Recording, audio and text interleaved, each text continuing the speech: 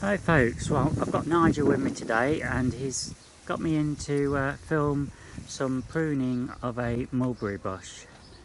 So tell us a bit more about this then, Nigel. Oh, Yeah. let's Okay. zoom across. You want Now to turn this way a bit? that's the mulberry bush there. Yeah, it's actually a mulberry tree. Oh sorry, okay. They do get pretty big. If you turn your camera to that apple tree over there, Julie, that's the sort of size a mulberry tree will reach Okay. if it's not kept under control. And we are back down there, folks.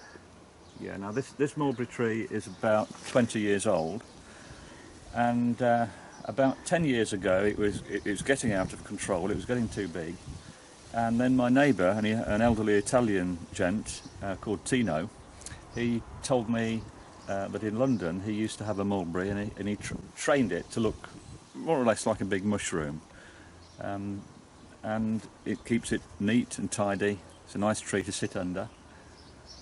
It's not a fruiting mulberry.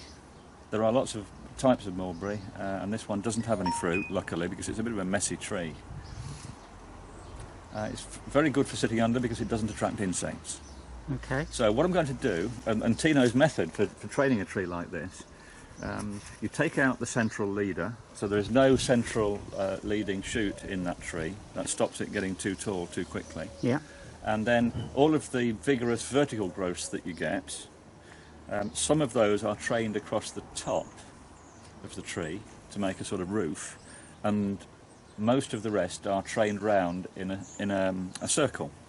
And I've put in to the top of the tree a wire hoop, so I can sort of train everything relative to that. That just tells me where I am. Right. Okay. Okay. Okay. Well, Let's go and have a look then. Yeah. Okay, folks, we're now looking up to the tree. You can see, so we're at ground level looking up. So that's basically the shape of the tree at the moment. Now let's go a bit closer and look right into the roof of the tree. And you can see what Nigel means. Yeah, quite a few of the shoots you can see some years ago were trained across to make a sort of roof, and then most of the rest of the shoots are trained around the outside. The ones I don't want, because we don't want the roof to be too thick and impenetrable, a lot of the shoots are actually pruned off and thrown away. Right. So basically it just needs a haircut, and possibly any long shoots, if we've got some nice young ones, I might train those across the centre and take out one or two of the older ones. Okay. To keep the tree nice and young. Okay. Yeah, okay. Yeah. Okay, folks, so Nigel's now up the ladder and he's using secateurs and he's starting to trim the bush. Now what we're going to do is we'll just watch him for a minute or so, then I'm going to stop it and we'll come back another day when he's completed it, because it will apparently take a couple of hours to complete this. He likes Just doing it with a little pair of secateurs, so you can see it's going to take a while. Yeah, is there any reason why it's secateurs and not any... Well, I need one hand to hold onto the ladder. Right. So it's got to be a one-handed tool. Okay.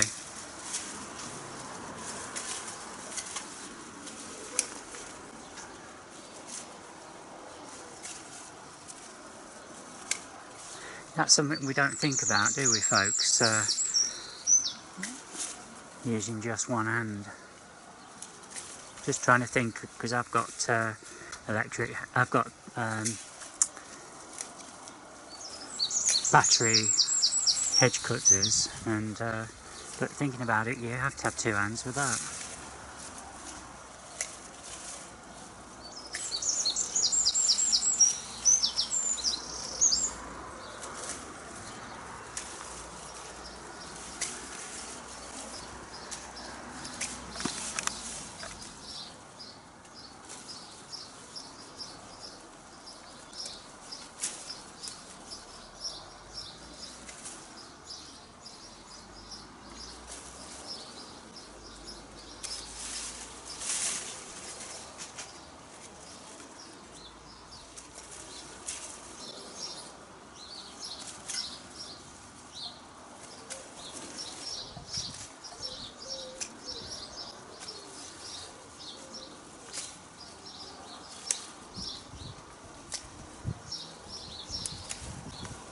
Okay folks, I think we'll come back another day to see the completion. Right, it's now a fortnight later, and you can see the job is finished. I've taken a lot of material, a lot of twigs off the top of the tree. You can just see through the canopy, and it's a nice circular shape again. There were a few whiskers that had lifted that I'd missed. This always happens. So you finish it off after you've left it a week, and then the ones that have lifted up, you just cut them off, and it looks nice and neat and tidy. It'll probably want doing again in about 12 weeks' time. Okay, Nigel. Yeah. And we can see the wire, what you were talking about. Yes, here we go. There's the wire, and I make sure I cut it to the wire all the way round. Yeah. Each year. Yeah. Each time I do the trimming. Yeah, it looks much better, Nigel. Yeah. Yeah. It's great for sitting underneath because a mulberry tree doesn't, if it doesn't have any fruit on like this one, it attracts no insects, so you don't get bitten by anything. Right. So it's a nice sunshade. Lovely. Okay. Yeah. Thanks for that. Okay.